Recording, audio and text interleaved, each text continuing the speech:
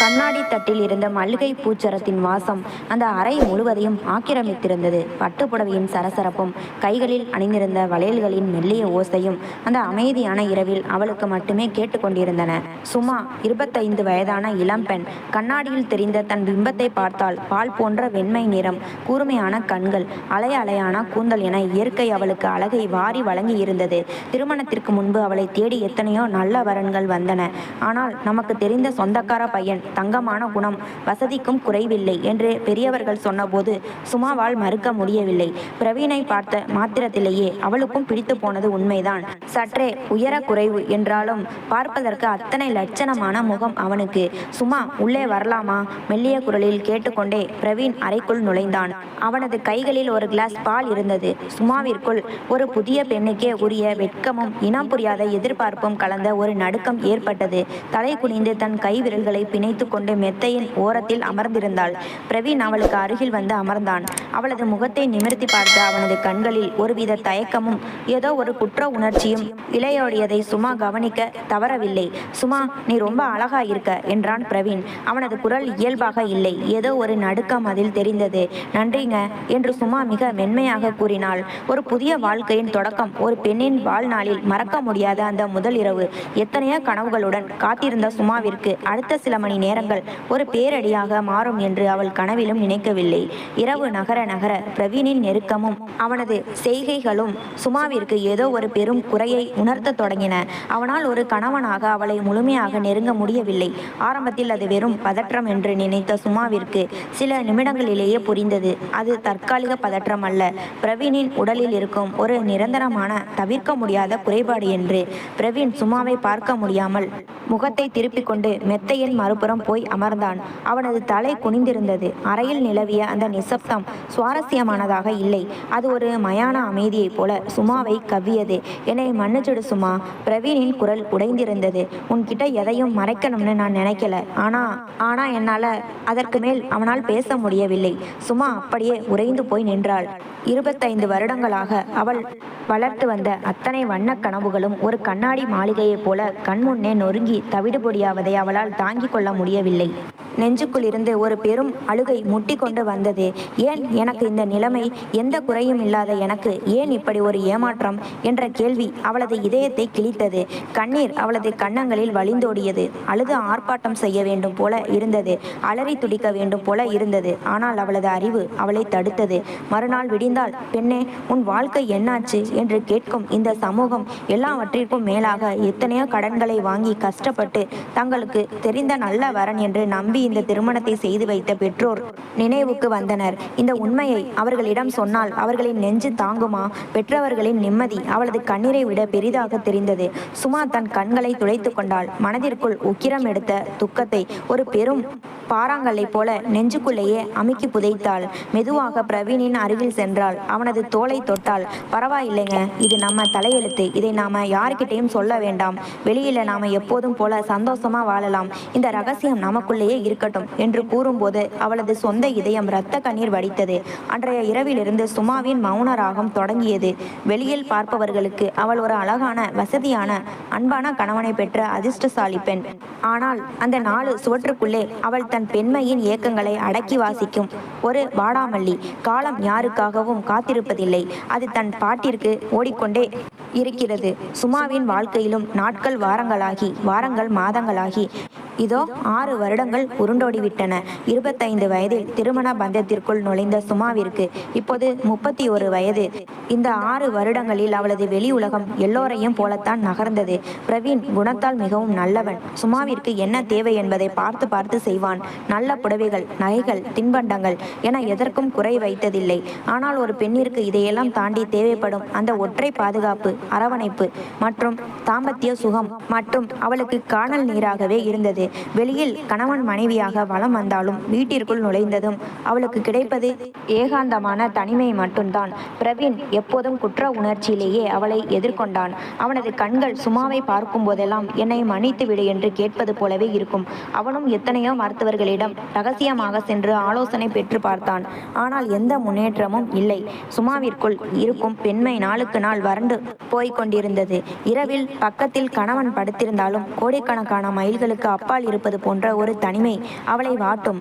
அவளது தோழிகள் தங்களின் கணவன்மார்களை பற்றியும் தங்களின் குடும்ப வாழ்க்கையை பற்றியும் பேசும்போதெல்லாம் சும்மா ஒரு போலியான புன்னகையை முகத்தில் மாட்டிக்கொண்டு அமைதியாக இருப்பாள். இவை எல்லாவற்றையும் விட அவளை துளைத்தெடுத்தது இந்த சமூகம் எழுப்பும் ஒற்றை கேள்வி: விசேஷம் ஏதும் இல்லையா? திருமணமாகி 2 வருடங்கள் வரை யாரும் இதை பெரிதாக கேட்கவில்லை. ஆனால் 6 வருடங்களான பின்பு எங்கு சென்றாலும் இந்த கேள்வி அவளை துரத்தியது. அன்று சுமாவினுடைய நெருங்கிய உறவினர் ஒருவரின் வீட்டு வளைகாப்பு விசேஷம்.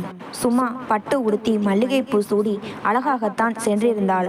ஆனால் அங்கு வந்திருந்த வயதான மாமி ஒருவர் சுமாவை பார்த்ததும், என்ன சுமா, வயசு ஏறிக்கிட்டே போகுது, கல்யாணமாகி 6 வருஷமாச்சே, இன்னும் ஒரு மழலை சத்தம் கூட உன் வீட்டில் கேட்கல. நீயும் பார்க்க லட்சணமாத்தான் இருக்க, பிரவீனும் நல்லாத்தான் இருக்கான், ஏன் இன்னும் தள்ளி போகுது? ஏதாவது டாக்டரை போய் பாருங்கம்மா, அப்புறம் காலம் கடந்து போனா ஒன்றும் பண்ண முடியாது என்று பலரின் முன்னிலையில் படபடவென கேட்டுவிட்டார். அந்த வார்த்தைகள் சுமாவின் இதயத்தில் ஈட்டியாக பாய்ந்தன. சுற்றிலும் இருந்தவர்களின் பார்வைகள் தன் மீது குத்துவது போல இருந்தது. தவறு தன் மீது இல்லை, தன் கணவன் மீதுதான் என்று கத்தி சொல்ல வேண்டும் போல் இருந்தது அவளுக்கு.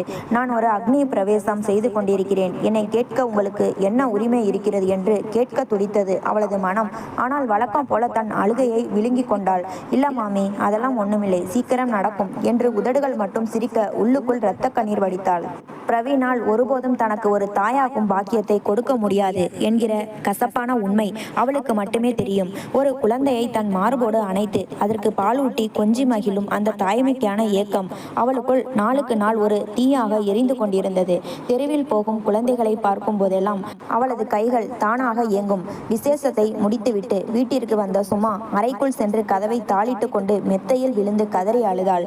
அவளது அழுகை சத்தம் பிரவீனுக்கு கேட்டுவிடக் கூடாது என்பதற்காக தன் புடவை தலைப்பை வாயில் திணித்து கொண்டு விம்மி விம்மி அழுதாள். கண்ணீரில் நனைந்த முகத்தோடு கண்ணாடியை பார்த்தாள். இளமை இன்னும் அவளிடம் குறையவில்லை. அதே அழகு, அதே மாநிற மேனி. ஆனால் பாசத்திற்கும் ஸ்பரிசத்திற்கும் இயங்கும் ஒரு ஏழை பெண்ணாக அவள் தன் இளமையை கொஞ்சம் கொஞ்சமாக இழந்து கொண்டிருப்பதை அவளால் உணர முடிந்தது. வாடி போன ஒரு செடியைப் போல அவளது வாழ்க்கை வறண்டு கிடந்தது. இந்த மௌன போராட்டமும் ஏமாற்றமும் அவளை மன ரீதியாக மிகவும் சோர்வடைய செய்திருந்த வேளையில்தான் அவளது வாழ்க்கையின் திசையையே மாற்றப்போகும் அந்த செய்தி அவளை தேடி வந்தது. அந்த பெரிய நரகத்தின் பரபரப்பான காலை வேளையில் சுமாவின் வீட்டில் ஒரு பதற்றமான சூழல் நிலவியது. தொலைபேசியில் வந்த அந்த ஒற்றை அழைப்பு அவர்களின் அன்றாட வாழ்க்கை சக்கரத்தை சட்டென்று நிறுத்தி இருந்தது. கிராமத்தில் இருந்து அத்தை கூப்பிட்டிருந்தாள். மாமனாருக்கு திடீரென்று உடல் நலம் மிகவும் மோசமடைந்து விட்டது என்றும் படுத்த படுக்கையாக கிடக்கிறார் என்றும் அழுது கொண்டே செய்தி சொல்லியிருந்தாள். சுமா, அப்பாவோட நிலைமை சரியில்லைன்னா அம்மா ரொம்ப அலறாங்க, நாம உடனே கிளம்பி ஆகணும் என்றான் பிரவீன் பதற்றத்துடன். சுமாவிற்குள் ஒரு புறம் மாமனாரின் உடல்நிலை குறித்த கவலை இருந்தாலும் மறுபுறம் இந்த நகரத்தின் மூச்சு முட்டும் ஏமாற்றங்களிலிருந்தும் நாலாபுறமும் துளைக்கும் மனிதர்களின் கேள்விகளிலிருந்தும் தற்காலிகமாக தப்பிக்க ஒரு வாய்ப்பு கிடைத்தது போன்ற ஒரு நிம்மதியும் இருந்தது. உடனே துணிமணிகளை ஒரு பெட்டியில் அடுக்கினாள். பிரவீன் ஒரு காரை ஏற்பாடு செய்தான். அவர்கள் வசிக்கும் நகரத்திலிருந்து மாமனாரின் கிராமம் மிக தொலைவில் இருந்தது. கார் நகரத்தின் எல்லைகளை கடந்து நெடுஞ்சாலையில் ஏறி பின் அங்கிருந்து ஒரு வளைந்து நெளிந்த கிராமத்து சாலைக்குள் நுழைந்தது. கிட்டத்தட்ட 2 மணி நேர பயணம். போக போக சாலைகள் மோசமாகின. தார் சாலை மறைந்து காரின் டயர்கள் செம்மண் தார் சாலையில் புழுதியை கிளப்பிக் கொண்டு நகர்ந்தன. இருபுறமும் அடர்ந்த மரங்களும் புதர்களும் ஆங்காங்கே பறந்து விரிந்திருந்த வயல்வெளிகளும் தெரிந்தன. நகரம் தரும் எந்த நாகரிக வெளிச்சமும் இல்லாத ஒரு நடுக்காட்டு மூலையில் இருந்தது அந்த சிறிய கிராமம். சாலை மிகவும் கரடுமுரடாக இருந்ததால் கார் குலுங்கி குலுங்கி சென்றது. அது சுமாவின் மனதில் தற்போதிருக்கும் வாழ்க்கை போராட்டத்தை போலவே அலைக்கழிப்பதாக இருந்தது. ஒரு வழியாக கார் மாமனாரின் வீட்டின் முன்னால் வந்து நின்றது. அது ஒரு பழங்காலத்து ஓட்டு வீடு. நகரத்து நாகரிக வசதிகள் ஏதுமற்ற ஒரு அமைதியான, அதே சமயம் ஏதோ ஒரு சூன்யத்தை உள்ளடக்கிய வீடு. வீட்டிற்குள் நுழைந்த சுமாவும் பிரவீனும் மாமனாரின் நிலையை பார்த்து அப்படியே அதிர்ந்து போனார்கள். எப்போதும் கம்பீரமாக வலம் வந்த மனிதர் இப்போது உடல் ஒடுங்கி கண்கள் சொருகி பேசக்கூட திராணியற்று படுக்கையில் கிடந்தார். அத்தை அவனது அருகில் அமர்ந்து கண்ணீர் வடித்து கொண்டிருந்தாள். சுமா, பிரவீன், நீங்க வந்துட்டீங்களா? உங்க அப்பாவுக்கு திடீர்னு உடம்பு இப்படி ஆயிடுச்சுடா, எனக்கு என்ன பண்றதுனே தெரியல என்று அத்தை சுமாவை கட்டி கொண்டு அழுதாள். சுமா அவளை தேற்றினாள். அத்தை, பதறாதீங்க, நாங்க வந்துட்டோம்ல, எல்லாம் சரியாயிடும் என்று ஆறுதல் கூறினார். அடுத்த 2 நாட்கள் சுமாவிற்கு எப்படி நகர்ந்தது என்றே தெரியவில்லை. அத்தைக்கு துணையாக நின்று மாமனாருக்கு கஞ்சி காய்ச்சி கொடுப்பது, மாத்திரைகளை சரியான நேரத்திற்கு தருவது, வீட்டை பராமரிப்பது என தன்னை முழுமையாக அந்த வேலைகளில் ஈடுபடுத்திக் கொண்டாள். பல வருடங்களுக்கு பிறகு ஒரு குடும்ப தலைவியாக, பொறுப்பான மருமகளாக தன்னை உணர்ந்தாள். ஆனால் அந்த நிம்மதி நீண்ட நாள் நீடிக்கவில்லை. 3வது நாள் காலை பிரவீன் கையில் தன் அலுவலக பையுடன் சுமாவிற்கு அருகில் வந்தான். சுமா, எனக்கு ஆபீஸ்ல ரொம்ப முக்கியமான ப்ராஜெக்ட் போயிட்டு இருக்கு. ஏற்கனவே 2 நாள் லீவ் போட்டதே பெரிய விஷயம். மேனேஜர் உடனே கிளம்பி வர சொல்கிறார். எனக்கு லீவ் கிடைக்காது போல இருக்கு என்றான் தயக்கத்துடன். சுமா அவனை பார்த்தாள். அப்போ அப்பாவை யார் கவனிப்பாங்க? அத்தை தனியா கஷ்டப்படுவாங்களே. அதான் நீ இங்கே இருக்கல சுமா, நீ இங்கே இரு. அம்மாவும் தனியா இருக்காங்க, அப்பாவையும் பார்த்துக்க ஆள் வேணும். நீ இருந்து அவங்களை கவனிச்சுக்கோ. நான் சிட்டிக்கு கிளம்புறேன். வாரம் சனிக்கிழமை லீவு கிடைக்கும்போது நான் இங்க வந்துட்டு போறேன் என்றான் பிரவீன். சுமாவிற்குள் ஒரு நிமிடம் பயம் வந்து போனது. இந்த முன்பின் தெரியாத மனித நடமாட்டமே குறைவாக இருக்கும் இந்த தனிமையான கிராமத்தில் கணவனும் இல்லாமல் இருப்பது அவளுக்கு ஒருவித அச்சத்தை தந்தது. ஆனால் மாமனாரின் நிலையை பார்த்தபோது அவளால் வரமாட்டேன் என்று சொல்ல முடியவில்லை. சரிங்க, நீங்க போயிட்டு வாங்க, நான் அத்தையையும் அப்பாவையும் பார்த்துக்கிறேன் என்றாள். பிரவீன் அவளுக்கு விடை பெற்று கொண்டு காரில் ஏறி நகரத்தை நோக்கி புறப்பட்டான். கார் கிளம்பிய புழுதி காற்றில் மறைவது போல அவனது பிம்பமும் மறைந்தது. பிரவீன் சென்ற பிறகு அந்த பெரிய ஓட்டு வீட்டில் ஒரு விசித்திரமான அமைதி குடியேறியது. அத்தையும் மாமனும் ஒரு அறையில் இருக்க சுமா அந்த வீட்டின் கொல்லைப்புறத்தில் வந்து நின்றாள். அங்கிருந்து பார்த்தபோது வீட்டின் பின்புறம் கண்ணு கெட்டிய தூரம் வரை பறந்து விரிந்திருந்த தென்னந்தோப்பு தெரிந்தது. காற்றில் தென்னை ஓலைகள் சலசலக்கும் சத்தம் மட்டும் கேட்டுக்கொண்டிருந்தது. அந்த தனிமை, அந்த அமைதி அவளுக்குள் ஏதோ ஒரு புயல் வீச போகிறது என்பதற்கான அறிகுறி போல இருந்தது. அவளது வறண்ட வாழ்க்கையில் இந்த தனிமை அவளை எங்கே கொண்டு போய் நிறுத்தப் போகிறது என்பதை அந்த பேதை அறியவில்லை. பிரவீன் நகரத்திற்கு திரும்பி 1 வாரம் ஓடிவிட்டது. கிராமத்து வாழ்க்கை அதன் போக்கில் நகர்ந்து கொண்டிருந்தது. விடிந்தால் மாமனாருக்கு மருந்துகள் கொடுப்பது, அத்தைக்கு ஒத்தாசையாக இருப்பது என சும்மா பிஸியாக இருந்தாலும் மதியத்திற்கு மேல் அந்த பெரிய ஓட்டு வீட்டில் தனிமை அவளை அப்படியே கவ்விக்கொள்ளும். அத்தையும் மாமனும் அயர்ந்து தூங்கும் அந்த நேரங்களில் சுவற்று கடிகாரத்தின் டிக் டிக் சத்தம் மட்டும்தான் அந்த வீட்டில் கேட்கும். அது அவளது இதயத்தின் ஏகாந்த தனிமையைப் போலவே ஒலிக்கும். அன்று ஒரு சனிக்கிழமை மாலை வேளை மேற்கே சூரியன் மெல்ல மறைந்து கொண்டிருக்க ஆகாயம் பொன்னிறமும் செம்மஞ்சளும் கலந்த ஒரு விசித்திரமான வர்ணத்தை பூசியிருந்தது. வீட்டில் ஒரு விதமான அடைசல் உணர்வை தவிர்ப்பதற்காக சும்மா வீட்டின் பின்பக்க கதவை திறந்து கொண்டு வெளியே வந்தாள். அங்கிருந்து அவளது மாமனாருக்கு சொந்தமான தென்னந்தோப்பு பறந்து விரிந்து கிடந்தது. காற்றில் தென்னை ஓலைகள் தலசலக்கும் சத்தம் அவளது மனதிற்கு சற்றே இதமளிப்பதாக இருந்தது. மெல்லிய மாலை நேர குளுமையான காற்று அவளது முகத்தை தழுவியது. சுமா தன் பட்டு போன்ற கூந்தலை ஒற்றை முடியாக முடிந்து கொண்டு மெதுவாக தோப்பிற்குள் நடக்கத் தொடங்கினாள். நகரத்து சிமெண்ட் தரைகளையே பார்த்து பழகிய அவளது கால்களுக்கு அந்த மண்ணின் மென்மையும் காய்ந்த சருகுகளின் மிதியொலியும் ஒரு புதிய உணர்வை தந்தன. எவ்வளவு தூரம் நடந்தாள் என்று அவளுக்கே தெரியவில்லை. தோப்பின் நடுவே செல்ல செல்ல மரங்களின் அடர்த்தி அதிகமாகி வெளிச்சம் சற்றே குறையத் தொடங்கியது. அப்போதுதான் தோப்பின் ஒரு மூலையில் மரங்களின் நிழலில் மறைந்திருந்த அந்த ஒற்றை குடில் அவளது கண்ணில் பட்டது. அந்த காய்ந்த தென்னை ஓலைகளால் வேயப்பட்ட ஒரு சிறிய பழைய குடில். சுற்றிலும் காட்டு செடிகள் மண்டி இருந்தன. இந்த தோப்பிற்குள் இப்படி ஒரு குடில் இருக்கிறதே, இங்கே யாராவது இருக்கிறார்களா என்ற ஆர்வம் சுமாவின் மனதில் எட்டி பார்த்தது. அவள் மெதுவாக தன் நடையின் வேகத்தை குறைத்து அந்த குடிலை நோக்கி நகர்ந்தாள். திடீரென்று அந்த குடிலின் மறைவிலிருந்து ஒரு உருவம் வெளியே வந்தது. சுமா சட்டென்று தன் நடையை நிறுத்தினாள். அவளது இதயம் ஒரு கணம் நின்று நிதானித்தது.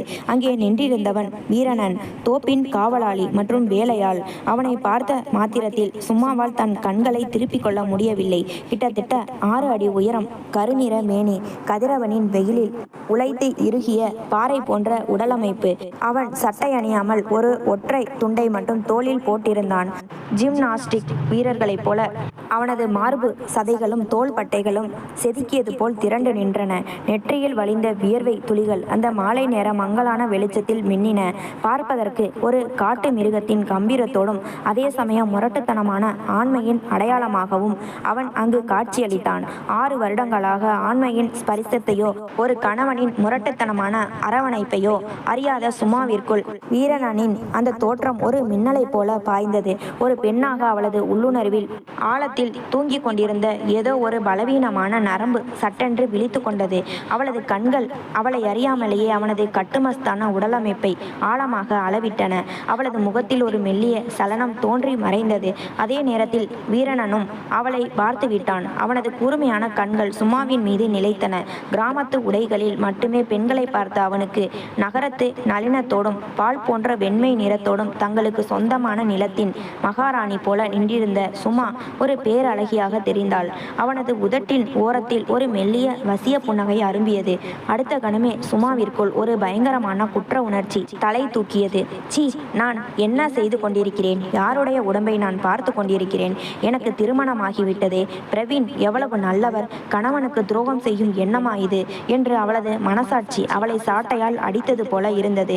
அவளது முகம் அப்படியே சிவந்தது. உடம்பெல்லாம் நடுங்கத் தொடங்கியது. தன் கைகளை நெஞ்சோடு சேர்த்து கட்டிக்கொண்டு வீரனின் பார்வையை எதிர்கொள்ள முடியாமல் சுமா தன் முகத்தை திருப்பிக் கொண்டாள். அங்கிருந்து உடனே ஓடிவிட வேண்டும் போல அவளுக்கு தோன்றியது. ஆனால் அவளது கால்கள் அந்த மண்ணோடு ஒட்டி கொண்டது போல நகர மறுத்தன.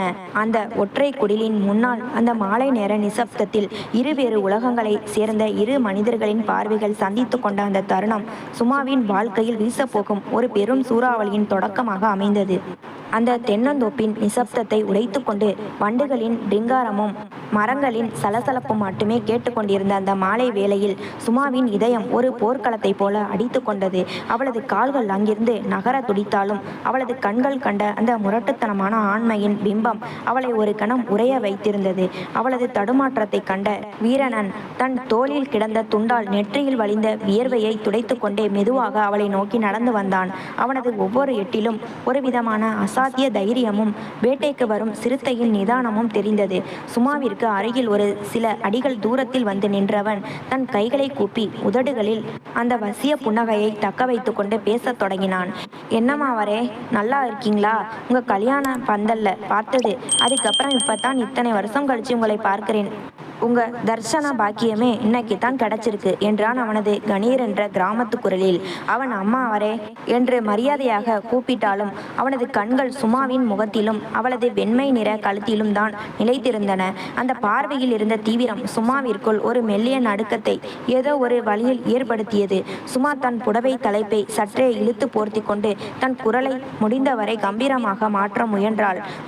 நான் நல்லா இருக்கேன். நீங்க எப்படி இருக்கீங்க வீரனா? தோட்டம் எல்லாம் நல்லா இருக்கா என்று கேட்டுவிட்டு அங்கிருந்து கிளம்பும் நோக்கில் ஒரு அடி பின்னால் வைத்தாள். ஆனால் வீரனன் அவளை அவ்வளவு எளிதாக விடுக்க தயாராக இல்லை. அவளது பின்வாங்கலையும் அவளது கண்களில் தெரிந்த பயத்தையும் அவன் சரியாக புரிந்து கொண்டான். நாங்களுக்கு என்னம்மா, இந்த மண்ணையே நம்பி கிடக்கிற காட்டு ஜனங்க நல்லா தான் இருக்கும் என்று கூறிக்கொண்டே சுற்றி இருந்த தென்னை மரங்களையும் அங்கே சூழ்ந்து கொண்டிருந்த அந்தி பொழுதின் இருளையும் ஒரு பார்வை பார்த்தான். பின்னர் சுமாவிற்கு மிக அருகில் ஒரு அடி எடுத்து வைத்து குரலை தாழ்த்தி ஒரு விசித்திரமான துணியில் சொன்னான். ஆனா உங்களை பார்க்கும்போதுதான் மனசுக்கு ஒரு மாதிரி இருக்குமா? அண்ணன் உங்களை இந்த நகரை விட்டு இப்படி ஒரு காட்டுக்குள்ள தனியா விட்டுட்டு போயிருக்காரு. அப்பாவுக்கு உடம்பு சரியில்லைன்னா பெரியவங்க பார்த்துக்க மாட்டாங்களா? அப்பாண்டமா இப்படி ஒரு அழகான தங்க கிளியை கொண்டு வந்து கூண்டுக்குள்ள அடைச்சி வச்சிருக்காங்களே. அவன் பேசிய வார்த்தைகளும் அதன் பின்னணியில் இருந்த இரட்டை அர்த்தமும் சுமாவின் காதுகளில் சாட்டை அடியாக விழுந்தன. அவளது கண்கள் அதிர்ச்சியில் விரிந்தன. தங்க கிளி கூண்டு என்று அவன் குறிப்பிட்டது தன் திருமண வாழ்க்கையையும் தனக்கு கிடைக்காத தாம்பத்திய கூண்டையும் தானா என்று அவளது மனம் இடுக்கிட்டது. சுமா அவனை கோபமாக பார்க்க முயன்றாள். வீரனா, என்ன வார்த்தை பேசுறீங்க? எல்லை மீறி பேசாதீங்க என்று எச்சரித்தாள். ஆனால் வீரனன் அவளது கோபத்தை கண்டு அஞ்சவில்லை. மாறாக அவளது சிவந்த முகமும் கோபத்தில் ஏறி இறங்கிய அவளது மார்பு கூடும் அவனுக்குள் இன்னும் உத்வேகத்தை கொடுத்தது போல தெரிந்தது. அவன் சற்றே முன்னோக்கி சாய்ந்து அவளது கண்களை நேருக்கு நேர் பார்த்து வசிய குரலில் சொன்னான். நான் தப்பா எதுவும் சொல்லலையேம்மா. எப்பவும் இந்த கூண்டுக்குள்ளேயே இருந்தா எப்படி? ஒரு சின்ன வாய்ப்பு, ஒரே ஒரு சம்மதம் கொடுத்து பாருங்க. இந்த தங்க கிளிக்கு இந்த ஊர் முழுக்க இருக்கிற அழகையும் அதுக்குள்ள இருக்கிற சுகத்தையும் நான் சுத்தி காட்டுறேன். அந்த வார்த்தைகளின் முழு அர்த்தமும் அவனது கண்களில் தெரிந்த அந்த அப்பட்டமான காமத்தின் ஆழமும் புரிந்த அடுத்த கணமே சுமாவிற்குள் பயம் உச்சிக்கு ஏறியது. அவனது பார்வையில் சாதாரண குறும்பு இல்லை, ஒரு பெண்ணை அப்படியே விழுங்கிவிட துடிக்கும் ஆபத்து இருக்கிறது என்பதை அவளது உள்ளுணர்வு அலறி சொன்னது? சீ, மூடு வாயை என்று கோபத்தில் கத்தியவள் தன் கோபத்தையும் அவஸ்தையையும் கட்டுப்படுத்த முடியாமல் அவசர அவசரமாக திரும்பி வீட்டை நோக்கி ஓடத் தொடங்கினாள். காய்ந்த சருகுகள் அவளது காலடியில் மிதிக்கப்பட்டு சத்தமிட்டன. அவளது பட்டுப்புடவை மர கிளைகளில் மாட்டி இழுத்த போதும் அவள் பின்னால் திரும்பி பார்க்கவே இல்லை. அவளது இதயம் தொண்டைக்குழிக்குள் வந்து துடிப்பது போல இருந்தது. தோப்பில் நின்றிருந்த வீரணனோ ஓடி மறையும் சுமாவின் அழகையும் அவளது பின்னழகின் அசைவுகளையும் தன் கண்களால் பகிரிக்கொண்டே அங்கேயே நின்று விட்டான். அவனது உதடுகளில் ஒரு ஆபத்தான வஞ்சக புன்னகை விரிந்தது. எவ்வளவு நாள்தான் ஓடுவ பார்ப்போம் என்று தனக்குள்ளேயே முணுமுணுத்து கொண்டான். சுமா மூச்சிறைக்க வீட்டின் கொல்லைப்புற கதவை திறந்து கொண்டு உள்ளே வந்து கதவை சாத்தி தாளிட்டாள். அவளது உடல் முழுக்க வியர்த்து விறுவிறுத்திருந்தது. கதவின் மீது சாய்ந்து கொண்டு நெஞ்சில் கை வைத்து தன் மூச்சை சீராக்க முயன்றாள். அவளது கண்ணில் பயமும் அதே நேரத்தில் வீரணனின் அந்த பேச்சும் பார்வையும் தனக்குள் ஏற்படுத்திய ஒரு விசித்திரமான சொல்ல தெரியாத தவிப்பும் கலந்திருந்தது. தோட்டத்தில் நடந்த அந்த சம்பவத்திற்கு பிறகு சுமாவின் நிம்மதி முற்றிலும் பறிபோயிருந்தது. வீரணனின் அந்த அப்பட்டமான பார்வையும் கூண்டுக்குள்ள அடைச்சி வச்சிருக்காரு என்ற அவனது சாட்டையடி வார்த்தைகளும் தூக்கத்திலும் அவளை துரத்தின. வெளியில் எங்கும் செல்லாமல் வீட்டுக்குள்ளேயே தன்னை முடக்கி கொண்டாள் சுமா. அன்று மதிய வேளை அத்தையும் மாமனும் சாப்பிட்டுவிட்டு தங்களின் அறையில் உறங்கிக் கொண்டிருந்தனர். சுமா தன் மனபாரத்தை குறைப்பதற்காக வரவேற்பறையில் இருந்த சோபாவில் அமர்ந்து தொலைக்காட்சியை போட்டுக்கொண்டு சும்மா பார்த்து கொண்டிருந்தாள். ஆனால் அவளது கவனம் டிவியில் இல்லை. எண்ணங்கள் எங்கோ சிதறி கிடந்தன. அப்போது அந்த வீட்டு வேலைக்காரி மல்லம்மா மெதுவாக அறைக்குள் நுழைந்தாள். 30களின் பிற்பகுதியில் இருக்கும் மல்லம்மா சுறுசுறுப்பானவள். அதே சமயம் பேச்சில் சற்றே அதீத நளினமும் தந்திரமும் கொண்டவள். என்னம்மா, ரொம்ப சோர்வா உட்கார்ந்திருக்கீங்க? முகம் எல்லாம் ஒரு மாதிரியா வாடி போய் கிடக்கு என்று பவ்யமாக கேட்டபடி சுமாவிற்கு அருகில் வந்தாள். ஒண்ணுமில்லை மல்லம்மா, லேசான தலைவலி, மற்றபடி ஒண்ணுமில்லை என்றாள் சுமா முகத்தை திருப்பிக் கொண்டு. அப்படியாமா, இருங்க, நான் உங்களுக்கு காலையும் தலையும் லேசா அமுக்கி விடுறேன். அப்படியே மசாஜ் செஞ்சு விட்டா எப்பேற்பட்ட வழியும் பறந்து போயிடும் என்று சொல்லிக்கொண்டே சுமா வேண்டாம் என்று மறுப்பதற்கும் முன்னால் அவளது கால்களுக்கு அருகில் தரையில் அமர்ந்து மெதுவாக கால்களை அழுத்த தொடங்கினாள். மல்லம்மாவின் கைகள் சுமாவிற்கு இதமாக இருந்தாலும் அவளது பேச்சு அடுத்த சில நிமிடங்களிலேயே சுமாவிற்குள் புதிய பதற்றத்தை கிளப்பியது. மல்லம்மா, நல்லா அழுத்திரியே, உனக்கு முன்னாடியே மசாஜ் பார்லர்ல வேலை பார்த்த அனுபவம் ஏதும் இருக்கா என்று சும்மா பேச்சுக்கு கேட்டாள். ஐயோ, அதெல்லாம் இல்லைங்கம்மா. நம்மள மாதிரி ஏழை ஜனங்களுக்கு உங்களை போன்ற மகாராணிகளோட காலை அமுக்கி விட்டா 4 காசு கிடைக்கும், வயிற்றுக்கு கஞ்சி ஊத்தலாம், அவ்வளவுதான் என்று சிரித்த மல்லம்மா அடுத்த நொடியே குரலை தாழ்த்தி ஒரு குறிப்பிட்ட தொனியில் சொன்னாள். மசாஜ்னு சொன்ன உடனே தான் ஞாபகம் வருதாம்மா, நம்ம தோப்பு வக்கீல் வீரணன் இருக்கான் பாருங்க, அவன் கூட இந்த மசாஜ் வேலையை ரொம்ப அலாதியா செய்வாமா. அவனோட கை மட்டும் ஒருத்தர் மேல பட்டுச்சுன்னா எப்பேற்பட்ட உடம்பு வலியும் மனசு வலியும் கொஞ்ச நேரத்துல மாயமாய் மறைஞ்சு போகும் தெரியுமா. வீரணனின் பெயர் காதில் விழுந்ததும் சும்மா அப்படியே தூக்கி வாரி போட்டது போல் நிமிர்ந்து அமர்ந்தாள். அவளது முகம் கோபத்தால் இறுகியது. ஆனால் அதை வெளியில் காட்டிக்கொள்ளாமல் மல்லம்மாவை உற்று பார்த்தாள். மல்லம்மாவோ சுமாவின் முக மாற்றத்தை கவனிக்காதவள் போல தன் பேச்சை தொடர்ந்தாள். அவனோட உடம்பு தான் அப்படி கரடு முரடா இருக்கும், ஆனா மனுஷன் தங்கமானவன்மா. அவனுக்கு எப்போ எந்த பொம்பளையை எப்படி தாங்கணும், எப்படி பார்த்துக்கணும்னு நல்லா தெரியும். இந்த வயசுல அப்படி ஒரு ஆம்பளையை நாடே பார்க்க முடியாது. ஏய், நிறுத்து! சுமா சோபாவிலிருந்து சட்டென்று எழுந்து நின்று கத்தினாள். அவளது குரலில் இருந்த உக்கிரம் மல்லம்மாவை நடுங்க செய்தது. வந்த நாள்ல இருந்து கவனிச்சுக்கிட்டு இருக்கேன் மல்லம்மா. உனக்கு தேவை இருக்கோ இல்லையோ, எப்ப பார்த்தாலும் அந்த வீரணனை பத்தியே பேசுற. அவன் என்ன உன்னோட சொந்தக்காரனா, இல்ல அவனுக்கு வக்காலத்து வாங்கிக்கிட்டு இங்க வந்து இருக்கியா என்று சும்மா கைகளை காட்டி ஆவேசமாக கேட்டாள். மல்லம்மா பதறி போய் கைகளை கட்டி கொண்டாள். ஐயோ, கோச்சுக்காதீங்க அம்மா, நான் சும்மா பேச்சுக்கு சொன்னேன் என்று சாமர்த்தியமாக சமாளிக்க முயன்றாள். இனிமே சும்மா கூட அவன் பேரை என் முன்னாடி எடுக்கக்கூடாது, புரியுதா என்று சும்மா அவளது முகத்திற்கு நேரே விரலை நீட்டி எச்சரித்தாள். அவனோட நோக்கமும் புத்தியும் எனக்கு நல்லா தெரியும். இதுதான் உனக்கு கடைசி எச்சரிக்கை. இன்னொரு தடவை அவன் பேரை என் முன்னாடி கொண்டு வந்த அப்புறம் மாரியாத்தா வேற நான் வேற, ஜாக்கிரதை.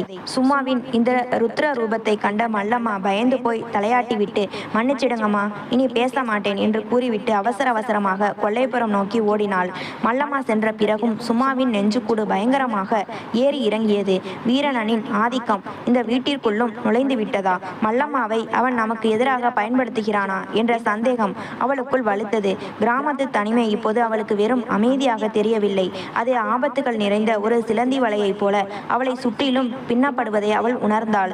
மல்லம்மாவை எச்சரித்து 2 நாட்கள் ஆகியிருந்தும் சுமாவின் மனதில் இருந்த சந்தேகம் தீரவில்லை. வேலை செய்யும் போது மல்லம்மா தன் முகத்தை பார்க்க கூட தைரியம் இல்லாமல் தவிப்பதையும், ஏதோ ஒரு குற்ற உணர்ச்சியில் கைகளை பிசைந்து கொண்டு நடப்பதையும் சுமா கூர்ந்து கவனித்து வந்தாள். ஏதோ ஒரு பெரிய ரகசியம் இந்த மல்லம்மாவின் மௌனத்தில் ஒளிந்திருக்கிறது.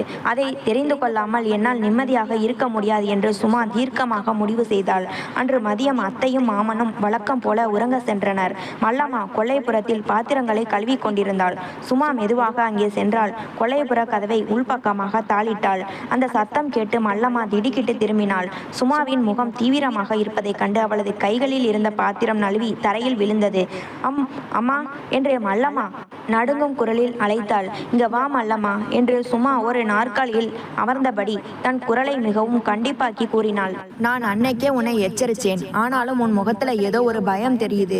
நீ ஏன் அடிக்கடி என் முன்னாடி அந்த வீரனனை பத்தி பேசுற? உனக்கும் அவனுக்கும் என்ன சம்பந்தம்? உண்மையை சொல்றியா, இல்லை நான் அத்தை கிட்ட சொல்லி உன்னை இந்த வீட்டை விட்டு துரத்தட்டுமா என்று சுமா கம்பீரமாக கேட்டாள். சுமாவின் கேள்விகளும் அவளது மிரட்டலும் மல்லம்மாவை முற்றிலும் உடைத்து விட்டன. அவளது கண்களில் இருந்து கண்ணீர் தாரை தரையாக வழிந்தது. கால்கள் நடுங்க அப்படியே சுமாவின் காலடியில் மல்லம்மா மண்டியிட்டு அமர்ந்தாள். ஐயோ அம்மா, என்னை இந்த வீட்டை விட்டு துரத்திடாதீங்கம்மா. நான் பாவி, ஆனா நான் வேணும்னே எதுவும் செய்யலாமா? எல்லாம் அந்த பாவி வீரனால வந்தது என்று கூறி ஓவென்று கதறி அழத் தொடங்கினாள். சுமா சற்றே நிதானித்தாள். அவளது கோபம் மறைந்து ஒரு பெண்ணாக மல்லம்மாவின் தவிப்பு அவளை உலுக்கியது. அழாத மல்லம்மா, முதலில் எழுந்து உட்காரு. என்ன நடந்ததுன்னு தெளிவா சொல்லு என்றாள். மல்லம்மா தன் புடவை தலைப்பால் கண்ணீரை துடைத்து கொண்டு விம்மி விம்மி தன் கதையை கூறத் தொடங்கினாள். அம்மா, என் புருஷன் என்னை விட்டுட்டு ஓடிப்போன விஷயம் இந்த ஊருக்கே தெரியும்.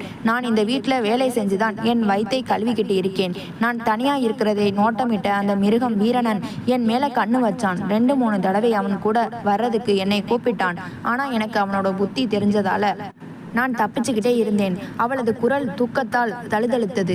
மூச்சை இழுத்துவிட்டு தொடர்ந்தாள். ஒரு நாள் இதே மாதிரி ஒரு மதிய வேளை நான் தோப்புக்குள்ள காய்ந்த தேங்காய்களை பொறுக்க போயிருந்தேன். சுத்தியும் மனுஷ நடமாட்டமே இல்லை. நான் குனிஞ்சி தேங்காய் எடுக்கும் போது பின்னாடி இருந்து வந்த வீரனன் திடீர்னு என்னை அமுக்கி பிடிச்சான். நான் கத்த பார்த்தேன். ஆனா என் வாயை பொத்தி தன் முரட்டு பலத்தால இழுத்துக்கிட்டு போய் அந்த பழைய குடிலுக்குள்ள தள்ளுனான். அங்கே வச்சு என் வாழ்க்கையே சூறையாடிட்டான் அம்மா. இந்த அதிர்ச்சி உண்மையை கேட்டதும் சுமா தன் வாயில் கை வைத்து கொண்டாள். அவளது உடம்பு ஒரு கணம் நடுங்கியது. அன்றையில இருந்து என் வாழ்க்கை நரகமாயிடுச்சு அம்மா என்று மல்லம்மா நெஞ்சில் அடித்து கொண்டாள். நடந்ததை ஊருக்குள்ள சொன்னா என் மானமே போயிடும். அப்புறம் நான் கிணத்துல தான் விழணும். இதை வச்சுக்கிட்டே அவன் என்னை மிரட்ட ஆரம்பிச்சான். நான் சொல்றதெல்லாம் செய்யணும், இல்லைன்னா நடந்ததை ஊர் முழுக்க தமுக்கடிச்சு சொல்லிடுவேன் என்று மானத்தை கப்பல் ஏத்திடுவேன்னு மிரட்டியே அவன் நினைச்ச போதெல்லாம் என்னை அந்த குடிலுக்கு வர வச்சு சித்திரவதை செய்கிறான். மல்லம்மா சுமாவின் கைகளை பற்றி கொண்டாள். நீங்க இந்த வீட்டுக்கு வந்த நாள்ல இருந்து அவனோட பார்வை உங்க மேல விழுந்துடுச்சு அம்மா. நீங்க ரொம்ப அழகா இருக்கீங்கன்னு அவனுக்கு பேராசை வந்துடுச்சு. அதான் உங்க மனசுல அவனை கொடுத்த ஒரு நல்ல எண்ணத்தை உண்டாக்கணும்னு எனக்கு டார்கெட் கொடுத்தான். சுமா கிட்ட என்னை பத்தி பெருமையா பேசணும், அவ மனசை கலைக்கணும். அப்படி நீ செய்யலைன்னா உன்னை பத்தின ரகசியத்தை முதல்ல அவங்க அத்தை கிட்டையும் மாமன் கிட்டையும் சொல்லி வேலை இல்லாம செஞ்சுடுவேன்னு மிரட்டினான் அம்மா. அவனுக்கு பயந்துதான் நான் அன்னைக்கு உங்ககிட்ட அப்படி பேசினேன். என்னை மன்னிச்சிடுங்கம்மா. மல்லம்மாவின் வாக்குமூலத்தை கேட்க சுமாவிற்குள் ரத்தம் கொதித்தது. சீ, இந்த வீரனன் இத்தனை கொடூரமானவனா? ஒரு அபலை பெண்ணின் மௌனத்தை வசியமாக்கி அவளை மிரட்டி தன் இச்சைக்கு பயன்படுத்தும் நரரூப அரக்கனாவன் என்று அவளது மனம் ஆத்திரத்தில் துடித்தது. அதே நேரத்தில் வீரனின் அடுத்த குறி தான் என்பதை நினைக்கும் போது சுமாவிற்குள் ஒரு பயங்கரமான நடுக்கமும் எச்சரிக்கை உணர்வும் ஏற்பட்டது. இந்த தனிமையான கிராமத்தில் தான் எவ்வளவு பெரிய ஆபத்தின் விளிம்பில் நின்று கொண்டிருக்கிறோம் என்பதை அவள் அப்போதுதான் முழுமையாக உணர்ந்தாள். மல்லம்மா அழுது கொண்டே சொன்ன வார்த்தைகள் ஒவ்வொன்றும் சுமாவின் காதுகளில் இடி முழக்கமாய் வந்து விழுந்தன. அவளது உடம்பு முழுக்க ஒரு நடுக்கம் பரவியது. இதுவரை வீரனனை வெறும் வம்பு பேசும் ஒரு முரட்டு கிராமத்து ஆள், தன் அழகை கண்டு சலனப்படும் ஒரு சாதாரண காவலாளி என்று மட்டுமே சுமா நினைத்திருந்தாள். ஆனால் அவனுக்குள் இப்படி ஒரு நரரூப அரக்கன் ஒளிந்திருக்கிறான் என்பதை அவளால் நம்பவே முடியவில்லை. உன்னை மிரட்டி என் மனசை கலைக்க பார்த்தான் அவன். சுமா தன் பற்களை கடித்துக்கொண்டு கேட்டாள். அவளது கண்கள் கோபத்தால் சிவந்திருந்தன. ஆமாங்கம்மா. மல்லம்மா தன் முகத்தை துடைத்து கொண்டே விம்மினாள். நான் உங்ககிட்ட அவனை பத்தி பேச தயங்கின ஒவ்வொரு நாளும் என்னை அந்த தோப்பு குடிலுக்கு இழுத்துட்டு போய் அடிச்சு வதச்சான். அம்மா, அந்த பட்டணத்து மகாராணிக்கு என் மேல ஒரு ஆசை வரணும். அதுக்கு அவகிட்ட என் ஆண்மையை பத்தியும் என் அழகை பத்தியும் தம்பட்டம் அடிக்கணும். அவளோட வேலியை நீதான் உடைக்கணும்னு சொல்லி என் கையை முறுக்கி சித்திரவதை பண்ணான். அவனுக்கு பயந்துதான் நான் பெத்த தாயாட்டம் இருக்கிற உங்ககிட்ட அப்படி ஒரு பாவ காரியத்தை செய்ய துணிஞ்சேம்மா. மல்லம்மாவின் கைகளிலும் தோள்களிலும் இருந்த நகைக்கீரல்களையும் கன்றி போன தழும்புகளையும் சுமா இப்போதுதான் கவனித்தாள். ஒரு பெண்ணை மிரட்டி அவளது மானத்தை சூறையாடி அதையே ஆயுதமாக்கி தன்னையும் வீழ்த்த பார்க்கும் வீரனின் அந்த வஞ்சக புத்தி சுமாவிற்குள் அலாதியான அருவருப்பையும் ஆத்திரத்தையும் தந்தது. சீ, எவ்வளவு கேவலமான புத்தி அவனுக்கு! சுமா சோபாவின் கைப்பிடியை இறுக்கமாக பற்றினாள். 6 வருடங்களாக தன் தாம்பத்திய வாழ்வில் ஏமாற்றங்களை மட்டுமே சந்தித்ததால் வீரனின் அந்த முரட்டு உடலமைப்பை கண்ட கணத்தில் தனக்குள் ஏற்பட்ட அந்த சிறிய சலனத்தை நினைத்து சுமா இப்போது ஆழமாக கூசினாள். இப்படிப்பட்ட ஒரு மிருகத்தின் தோற்றத்தை கண்டா என் மனம் ஒரு கணம் தடுமாறியது.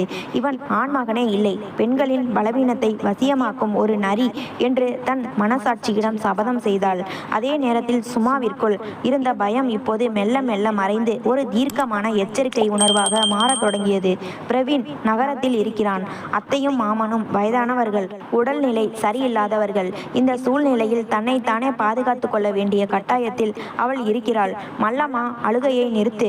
சுமா எழுந்து நின்று மல்லம்மாவின் தோள்களை பற்றினாள். அவளது குரலில் இப்போது பயமில்லை, ஒரு ராணியின் கம்பீரம் இருந்தது. இனி நீ அவனுக்கு பயந்து சாக வேண்டாம். அவன் உன்னை மிரட்டுனா நீ நான் சொல்றபடியே செய். அவன் கேட்கிற எல்லாத்துக்கும் சும்மா கொஞ்சம் கொஞ்சமா உன் வசியத்தில் விழுந்துட்டு இருக்கானே, பொய் சொல்லு. அவனுக்கு நாமே ஒரு வலை விரிப்போம். மல்லம்மா பயத்துடன் நிமிர்ந்து பார்த்தாள். அம்மா, அவன் ரொம்ப பொல்லாதவம்மா. அவன்கிட்ட நாம ஜெயிக்க முடியுமா? பெண்களை பலவீனமா நினைக்கிற எவனும் ஜெயிக்க முடியாது மல்லம்மா. இதுவரைக்கும் சுமாவோட அமைதியையும் ஏமாற்றத்தையும் மட்டும்தான் இந்த உலகம் பார்த்துருக்கு. ஆனா ஒரு அரக்கனை எப்படி அடக்கணும்னு எனக்கு தெரியும். என் குடும்பத்தோட மானத்துக்கோ என் கற்புக்கோ அவன் சவாலா வந்தா அவனை சும்மா விட மாட்டேன். அவனுக்கு சரியான பாடம் புகற்ற காலம் சீக்கிரமே வரும். நீ தைரியமா இரு என்று சுமாவின் உதடுகள் உறுதியுடன் மொழிந்தன. அன்று முதல் சுமா முற்றிலும் மாறினாள். தோப்பிற்கு பக்கமோ வீட்டின் கொல்லைப்புறத்துக்கோ செல்லும் போதெல்லாம் தன் கைகளில் ஒரு சிறிய கத்தியையோ அல்லது மிளகாய் பொடி பாக்கெட்டையோ ரகசியமாக வைத்துக் கொள்ள தொடங்கினாள். அவளது கண்கள் எப்போதும் எச்சரிக்கையாக நாலாபுறமும் நோட்டமிட்டன. வீரனனை பழிவாங்க வேண்டும், அவனது கொட்டத்தை அடக்க வேண்டும் என்கிற எண்ணம் அவளுக்குள் ஒரு தணலாக எரிய தொடங்கியது. ஆனால் அந்த நரரூப அரக்கன் தனக்காக எவ்வளவு பெரிய கொடூரமான தருணத்தை வீட்டில் எதிர்பார்த்து காத்திருக்கிறான் என்பதை சுமா இன்னும் அறியவில்லை. நாட்கள் நகர்ந்தாலும் அந்த பழைய ஓட்டு வீட்டுக்குள் நிலவிய பதற்றம் குறையவில்லை. வீரனின் கொடூர முகத்தை மல்லம்மா மூலம் அறிந்த பிறகு சுமாவுக்கு ஒவ்வொரு நொடியும் அக்னி பரீட்சையாகவே இருந்தது. ஆனால் விதி அவளுக்கு சாதகமாக இல்லை. அவள் எவ்வளவுதான் எச்சரிக்கையாக இருக்க நினைத்தாலும் சூழ்நிலை அவளை முற்றிலும் நிராயுத பாணியாக்கும் ஒரு தருணத்தை நோக்கி கொண்டு சென்றது. அன்று ஒரு செவ்வாய்க்கிழமை விடிந்தது முதலே மாமனாருக்கு நெஞ்சுவலி மற்றும் மூச்சு திணறல் அதிகமாக இருந்தது. கிராமத்து நாட்டு வைத்தியம் அதற்கு பலன் தராது என்பதை உணர்ந்த அத்தை பதறி போய் பக்கத்து ஊர் மருத்துவமனைக்கு அவரை அழைத்து செல்ல முடிவு செய்தாள். சும்மா, உங்க மாமனை டவுன் ஆஸ்பத்திரிக்கு கூட்டிட்டு போயிட்டு வரேண்டா. பக்கத்து ஊர் சுப்பையா அவரோட வண்டியில ஏத்திக்கிட்டு போறேன்னு சொல்லி இருக்கான். அங்க போய் பெரிய டாக்டரை பார்த்தாதான் மனசு ஆறும் என்றாள் அத்தை கவலையுடன். சும்மா மாமனாரின் நிலையை பார்த்துவிட்டு, அத்தை, நானும் உங்க கூட வரேனே, உங்களுக்கு அங்க தனியா கஷ்டமா இருக்கும் என்றாள். அவளுக்குள் அந்த வீட்டிலும் கிராமத்திலும் தனியாக இருக்க பயமாக இருந்தது. வேண்டாம்டா சும்மா, வண்டியில 4 பேர் தான் உட்கார முடியும். நீ இங்கே இரு, நாங்க போயிட்டு வர எப்படியும் சாயங்காலம் ஆயிடும். அது வரைக்கும் வீட்டுல பத்திரமா பார்த்துக்கோ என்று கூறிவிட்டு அத்தை மாமனாரை அழைத்து கொண்டு வண்டியில் ஏறி புறப்பட்டாள். அவர்கள் சென்ற பிறகு அந்த பெரிய ஓட்டு வீடு ஒரு விசித்திரமான மௌனத்திற்குள் மூழ்கியது. வேலைக்காரி மல்லம்மா மட்டும் கொல்லைப்புறத்தில் சமையல் வேலைகளை செய்து கொண்டிருந்தாள். மதிய வேலை நெருங்கியது. சுட்டெரிக்கும் கதிரவனின் வெப்பத்தால் கிராமமே ஆள் அரவமற்று போயிருந்தது. காற்றில் தென்னை ஓலைகள் அசையும் சத்தம் கூட நின்று விட்டார் போல ஒரு பயங்கரமான நிசப்தம் அந்த இடத்தை ஆக்கிரமித்தது. சும்மா வரவேற்பறையில் இருந்த சோபாவில் அமர்ந்து தொலைக்காட்சியை போட்டாள். ஆனால் டிவியில் ஓடும் காட்சிகளோ ஒளிகளோ அவளது மனதை சென்றடையவில்லை. அவளது உள்ளுணர்வு ஏதோ ஒரு விபரீதம் நடக்கப் போகிறது என்று அவளை எச்சரித்து கொண்டே இருந்தது. நெஞ்சுக்கூடு காரணமில்லாமல் வேகமாக அடித்து கொண்டது. ஏன் இந்த மதியம் இத்தனை அமைதியாக இருக்கிறது? இந்த நிசப்தம் ஏனோ இடம் எனக்கு பிடிக்கவில்லை என்று தனக்குள்ளேயே நினைத்து கொண்டாள். சட்டென்று வீட்டின் பின்பக்கத்திலிருந்து மல்லம்மாவின் பயங்கரமான அலறல் சத்தமும் யாரோ அவளை தரதரவென இழுத்து செல்லும் சத்தமும் கேட்டது.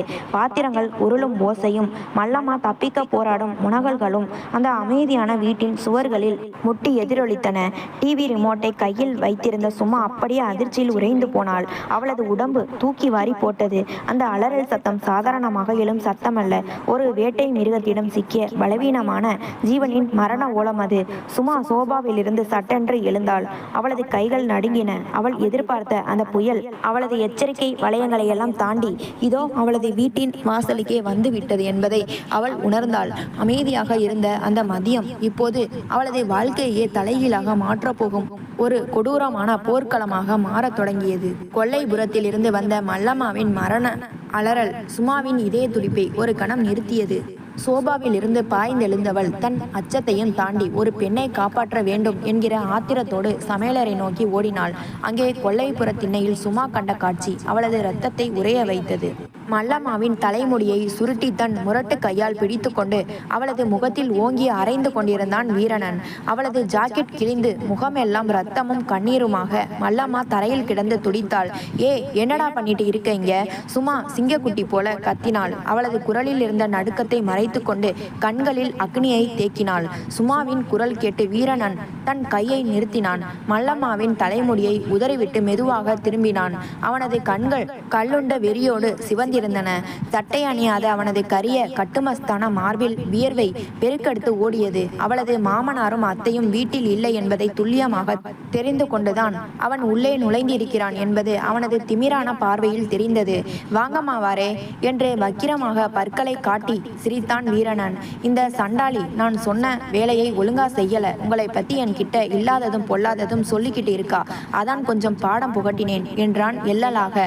சும்மா மல்லம்மாவை தன் பின்னால் இழுத்து விட்டு கொண்டு வீரணனுக்கு நேரே நின்று விரலை நீட்டினாள். வீரணா, உன்னோட அராஜகம் இதோட முடியுது. நீ செஞ்ச கேவலமான வேலை எல்லாமே எனக்கு தெரியும். இப்பவே இந்த நிமிஷமே இங்கிருந்து வெளியே போடா, இல்லனா போலீஸை கூப்பிட்டு உன்னை உள்ள தள்ளிடுவேன். உன்னோட ஜெயில் கஞ்சியை குடிக்க வச்சிடுவேன். ஜாக்கிரதை என்று ஆவேசமாக மிரட்டினாள். போலீஸ் என்ற வார்த்தையை கேட்டதும் வீரணனின் முகம் ஒரு கணம் இறுகியது. ஆனால் அடுத்த கணமே அவனது வக்கிர புன்னகை இன்னும் அகலமானது. அவனது கண்கள் சுமாவின் பயத்தால் ஏறி இறங்கும் மார்பிலும் அவளது வெண்மை நிற தோள்களிலும் அலைபாய்ந்தன. போலீஸா? கம்ப்ளைண்டா என்று உரக்க சிரித்தவன் சட்டென்று மல்லம்மாவை நோக்கி திரும்பினான். சண்டாளி, ஓடி போயிடு இங்கிருந்து. இனிமே இந்த பக்கம் உன்னை பார்த்தேன் உயிரோட இருக்க மாட்ட என்று மிரட்டினான். மல்லம்மா பயந்து நடுங்கி தன் கிழிந்த ஆடைகளை சரி செய்து கொண்டு சுமாவை ஒரு முறை பரிதாபமாக பார்த்துவிட்டு அங்கிருந்து உயிர் பயத்துடன் வாசலை நோக்கி ஓடினாள். இப்போது அந்த பெரிய வீட்டில் சுமாவும் வீரணனும் மட்டுமே தனியாக இருந்தனர். மதியம் 3 மணி இருக்கும். காற்றில் இலைய அசையும் சத்தம் கூட இல்லாத நிசப்தம். இப்ப சொல்லுங்கம்மா, யார்கிட்ட கம்ப்ளைண்ட் கொடுப்பீங்க என்று கேட்டபடி வீரணன் சுமாவை நோக்கி ஒரு அடி எடுத்து வைத்தான். சுமா பதறி போய் சமையலறை மேடையில் இருந்த மிளகாய் பொடி டப்பாவை எடுக்க முயன்றாள். ஆனால் அவளது கைகள் அந்த பாத்திரத்தை தொடுவதற்குள் ஒரு வேட்டை மிருகத்தைப் போல வீரணன் அவள் மீது பாய்ந்தான். அவளது மென்மையான மணிக்கட்டை தன் இரும்பு பிடியால் பற்றினான். விடடா, என்னை தொடாத.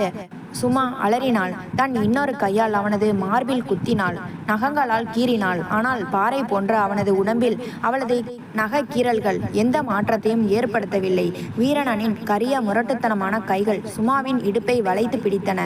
அவளது பட்டு போன்ற மேனியின் மென்மையும் அவளது உடம்பில் இருந்து வீசிய மல்லிகைப்பூ வாசமும் அவனுக்குள் இருந்த காம வெறியை இன்னும் தூண்டியது. எத்தனை நாளாச்சு இந்த உடம்பை பார்த்து? அந்த பட்டணத்து ஆம்பளை உன்னை அப்படியே பசியோட விட்டுட்டு போயிருக்கான். ஆனா இந்த வீரனுக்கு பசி தாங்காதுமா என்று மூச்சிறைக்க கூறிக்கொண்டே அவளை அப்படியே தூக்கினான். சுமா தன் கால்களாலும் கைகளாலும் அவனது பிடியிலிருந்து தப்பிக்க கடுமையாக போராடினாள். பிரவீன், அத்தை, யாராவது காப்பாத்துங்க என்று அவளது தொண்டை கிளிய கத்தினாள். ஆனால் அவளது சத்தம் அந்த பெரிய வீட்டின் சுவர்களில் முட்டி அவளுக்கே திரும்ப கேட்டதை தவிர காப்பாற்ற ஒரு ஜீவனும் வரவில்லை.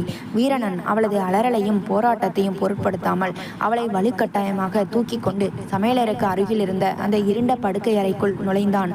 தன் காலால் கதவை உதைத்து உட்பக்கமாக தாளிட்டான். அறையின் இருளுக்குள் சுமாவின் இறுதி போராட்டமும் அந்த மிருகத்தின் கொடூரமான மூச்சு காற்றும் மட்டுமே எஞ்சி இருந்தன. அவளது 6 வருட வேலி இதோ ஒரு புயலால் சிதைக்கப்படும் நிலைக்கு வந்து நின்றது. அந்த இருண்ட படுக்கை அறையின் கதவு உள்பக்கமாக தாழ்பால் போடும் சத்தம் சுமாவின் காதுகளில் மரண தண்டனையின் தீர்ப்பை போல ஒலித்தது. மெத்தையின் மீது அவளை வீரணன் தூக்கி வீசிய போது அவளது பட்டுப்புடவை கலைந்து கைகளில் இருந்த வளையல்கள் சில உடைந்தன. என்னை விடுடா மிருகமே, உனக்கு கோடி புண்ணியம் உண்டு, என்னை ஒன்றும் செஞ்சிடாத. சுமா கண்களில் கண்ணீர் வலிய மெத்தையின் மறுபுறம் நகர்ந்து தப்பிக்க முயன்றாள். ஆனால் வீரணன் அவளுக்கு அந்த வாய்ப்பை கொடுக்கவில்லை. அவளது கூந்தலை மென்மையாக அதே சமயம் அழுத்தமாக பற்றி இழுத்து அவளை தன் கைகளுக்குள் வளைத்தான். அவனது கரிய பாறை போன்ற மார்பு அவளது வெண்மை நிற மேனியின் மீது அழுத்தியது. அவனது முரட்டுத்தனமான கைகள் அவளது இடுப்பு வளைவுகளையும் தோள்களையும் ஆக்கிரமிக்க தொடங்கின. சுமா தன் முழு பலத்தையும் திரட்டி அவனது மார்பில் கைகளால் தள்ளினாள். பிரவீன், பிரவீன் என்று தன் கணவனின் பெயரை நடுக்கத்துடன் உச்சரித்தாள். ஆனால் அந்த பெயரை அவள் உச்சரித்த அடுத்த கணமே அவளது மூளைக்குள் ஒரு மின்னல் வெட்டியது. பிரவீன். 6 வருட கால திருமண வாழ்க்கை அவளது கண்முன்னே நிழலாடியது. 6 வருடங்கள் ஒற்றை நாளாக அல்ல, 2000த்திற்கும் மேற்பட்ட இரவுகள். ஒவ்வொரு இரவும் இதே போன்ற ஒரு மெத்தையில் கணவன் பக்கத்தில் இருந்தும் ஒரு ஒற்றை தீண்டலுக்காகவும் ஸ்பரிசத்துக்காகவும் அவளது பெண்மை ஏங்கி தவித்து அழுத நாட்கள் நினைவுக்கு வந்தன. பூட்டிய அறைக்குள் அழகும் இளமையும் இருந்தும் ஒரு காணல் நீரை போல தன் வாழ்க்கையை வறண்ட பாலைவனமாக தவிக்கவிட்ட பிரவீனின் முகம் அவளது நினைவில் வந்து போனது. அந்த நினைவுகள் அவளை அறியாமலேயே அவளது போராட்டத்தின் வீரியத்தை குறைத்தன. வீரணனின் முரட்டுத்தனமான இதழ்களும் அவனது கைகளின் அலாதியான ஆளுமையும் சுமாவின் கழுத்திலோடி அவளது பெண்மையை தீண்டின. ஒரு காய்ந்த வறண்ட நிலத்தில் 6 வருடங்களுக்கு பிறகு பெய்யும் முதல் மழையின் துளிகளைப் போல அவனது ஸ்பரிசம் அவளது உடம்பிற்குள் ஒரு விசித்திரமான, இதுவரை அவள் உணராத பேரதிர்ச்சியை ஏற்படுத்தியது. அவன் காட்டிய அந்த முரட்டுத்தனமான ஆண்மை அவளை பயமுறுத்தினாலும் மறுபுறம் அவளது ஆழ் மனதில் தூங்கிக் கொண்டிருந்த மறுக்கப்பட்ட பெண்மையின் அத்தனை ஏக்கங்களையும் எரிமலை போல வெடிக்க செய்தது. நான் ஒரு பெண், எனக்கும் ஆசைகள் இருக்கின்றன, எனக்கும் இந்த ஸ்பரிசம் தேவை என்று அவளது பலவீனமான உள்ளுணர்வு அவளது காதுகளில் மெல்ல முணுமுணுத்தது. சுமா, நீ பட்டணத்து மகாராணி இல்லம்மா, இந்த வீரணனோட காடு கொள்ளை கிளி. அவளது காதோரம் வந்த வீரணனின் தடித்த மூச்சு காற்றும் அவனது அலாதியான வசிய குரலும் அவளது எஞ்சியிருந்த அத்தனை கட்டுப்பாடுகளையும் தவிடுபொடியாக்கியது. அவனது பிடியிலிருந்து தப்பிப்பதற்காக உந்தப்பட்ட அவளது கைகள் மெல்ல மெல்ல அவனது இறுகிய தோள்களை பற்றி கொண்டன. அவளது நகங்கள் அவனது கரிய முதுகில் அழுத்தமாய் இறங்கின.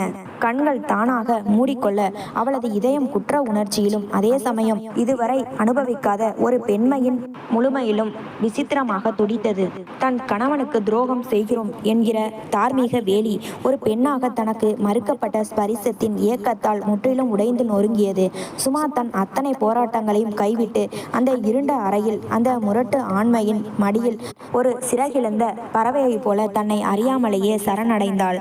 அறையில் நிலவிய அந்த அந்தி பொழுது இருள் ஒரு பெண்ணின் வாழ்வின் மிக பெரிய தடுமாற்றத்திற்கும் அவளது வறண்ட வாழ்க்கையில் துளிர்த்த ஒரு விசித்திரமான ரகசியத்திற்கும் சாட்சியாக நின்றது. ஜன்னல் வழியே உள்ளே வந்த அந்தி பொழுதின் மங்கலான வெளிச்சம் அந்த படுக்கை அறையின் அமைதியை கலைக்க முயன்றது. படுக்கையில் உடைந்த வளையல்களின் துண்டுகளும் கலைந்து கிடந்த பட்டு புடவையும் சற்று முன்பு அங்கு நடந்த புயலை மௌனமாக பறைசாற்றின. வீரணன் எப்போது எழுந்து கதவை திறந்து வெளியே சென்றான் என்று சுமாவிற்கு தெரியவில்லை. கட்டிலின் ஒரு ஓரத்தில் சுவர் பக்கமாக முகத்தை திருப்பி கொண்டு முழங்கால்களை நெஞ்சோடு சேர்த்து அணைத்தபடி சுமா படுத்திருந்தாள். அவளது கண்கள் இமைக்க மறந்து விட்டத்தை வெறித்து பார்த்து கொண்டிருந்தன. திடீரென்று அவளது உடம்பிற்குள் ஒரு பயங்கரமான நடுக்கம் ஏற்பட்டது.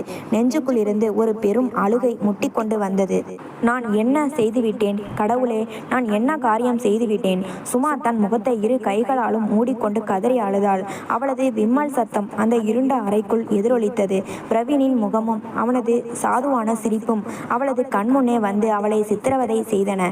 குணத்தில் சொக்கத்தங்கமான தன் கணவனுக்கு தன் மீது அலாதியான அன்பு வைத்திருக்கும் அந்த மனிதனுக்கு தான் துரோகம் செய்துவிட்டோம் என்ற எண்ணம் அவளது இதயத்தில் ஈயத்தை காய்ச்சி ஊற்றியது போல இருந்தது. நான் ஒரு பத்தினி இல்லையா? கற்பிழந்தவளாக மாறிவிட்டேனா என்ற கேள்வி அவளது மனசாட்சியை சாட்டையடி கொண்டு அடித்தது. தன் உடம்பையே தனக்கு அருவருப்பாக தோன்றியது. ஆனால் அந்த பயங்கரமான குற்ற உணர்ச்சியின் மறுபுறம் அவளது ஆழ் மனதின் ஆழத்தில் இருந்து இன்னும் ஒரு குரல் மிக மெதுவாக ஆனால் அழுத்தமாக ஒலித்தது. அந்த குரல் அவளுக்கு ஒரு கசப்பான ஆனால் அப்பட்டமான உண்மையை நினைவூட்டியது. திருமணமான இந்த 6 வருடங்களில் ஒரு பெண்ணாக தன் உடல் எத்தனையோ இரவுகள் பசியோடும் ஏமாற்றத்தோடும் தவித்திருக்கிறது. அந்த தவிப்பிற்கு, அந்த ஏக்கத்திற்கு, அந்த வறண்ட பாலைவன வாழ்க்கைக்கு இதோ இன்று ஒரு முழுமையான வடிகால் கிடைத்திருக்கிறது. வீரணனின் முரட்டுத்தனமான ஆளுமையும் அவனது அடர்த்தியான ஸ்பரிசமும் அவளது பெண்மைக்கு இதுவரை கிடைக்காத ஒரு பேரானந்தத்தையும் ஒரு பெண் என்கிற முழுமையான அங்கீகாரத்தையும் கொடுத்திருந்தது என்பதை அவளால் மறுக்க முடியவில்லை. துரோகம் செய்தோம் என்கிற வேதனையும் பெண்மையின் முழுமையை அடைந்தோம் என்கிற விசித்திரமான திருப்தியும் அவளது மனதிற்குள் ஒரே நேரத்தில் மல்லு கட்டின. இதுவரை அவளது வாழ்வில் இல்லாத ஒரு புதிய போர்க்களம் அது. நரகத்திற்கும் சொர்க்கத்திற்கும் இடையே ஊசலாடும் ஒரு விசித்திரமான தவிப்பு. அழுது அழுது அவளது கண்கள் வீங்கி போயின. அப்போது வாசலில் மாட்டு வண்டி வந்து நிற்கும் சத்தமும் அத்தையின் குரலும் கேட்டது. சுமா, சுமா, கதவை திறமா, நாங்க வந்துட்டோம். அந்த குரலை கேட்டதும் சுமா திடுக்கிட்டு எழுந்தாள். பயம் அவளது உச்சி முதல் உள்ளங்கால் வரை பரவியது. அவசர அவசரமாக கண்ணீரை துடைத்து கொண்டு கலைந்திருந்த ஆடைகளையும் கூந்தலையும் சரி செய்தாள். கண்ணாடியில் தன் முகத்தை பார்த்தாள்.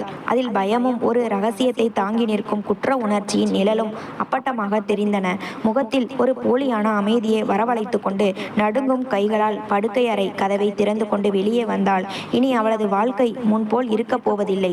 அவளது அமைதியான மௌன ராகத்தில் இப்போது ஒரு ஆபத்தான இரகசியத்தின் சுருதி சேர்ந்துவிட்டது. காலம் எல்லாவற்றையும் மாற்றும் என்பார்கள். ஆனால் சில நினைவுகளை அது இன்னும் ஆழமாக நெஞ்சில் பதிய செய்து விடுகிறது. அந்த திடுக்கிடும் மதியத்திற்கு பிறகு சுமாவால் பழையபடி இயல்பாக இருக்கவே முடியவில்லை. மாமனாரின் உடல்நிலை தேறியதைத் தொடர்ந்து பிரவீன் மீண்டும் கிராமத்திற்கு வந்து சுமாவை நகரத்திற்கு அழைத்து சென்றான். நகரத்து அடுக்குமாடி குடியிருப்பின் குளிர்சாதன அறை, சொகுசான மெத்தை, பரபரப்பான வாழ்க்கை என எல்லாம் அவளுக்கு திரும்ப கிடைத்தன. ஆனால் சுமாவின் மனம் மட்டும் அந்த பழைய ஓட்டு வீட்டிலும் அந்த அடர்ந்த தென்னந்தோப்பிலுமே சிறைப்பட்டு கிடந்தது. நகரத்தில் கணவன் பிரவீன் அவளுக்கு அருகில் அமர்ந்து பேசும்போதெல்லாம் சுமாவிற்குள் குற்ற உணர்ச்சி நெஞ்சை அடைக்கும். பிரவீன் எப்போதும் போல அன்பாகத்தான் இருந்தான். ஆனால் அவனது அந்த அன்பில் அவளது பெண்மையின் தாகத்தை தீர்க்கும் சக்தி இல்லை என்கிற கசப்பான உண்மை அவளை மீண்டும் மீண்டும் கிராமத்து நினைவுகளுக்கே இழுத்து சென்றது. பகலில் வீட்டு வேலைகளில் மூழ்கி இருந்தாலும் இரவின் நிசப்தத்தில் சுமா படுக்கையில் சாயும் போது அவளது நினைவுகள் அவளது கட்டுப்பாட்டை மீறி ஓடின.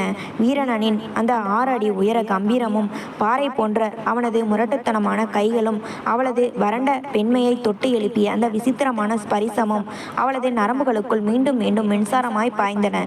சீ, நான் என்ன நினைத்து கொண்டிருக்கிறேன்? அவன் ஒரு மிருகம், மல்லம்மாவின் வாழ்க்கையை சீரழித்தவன்.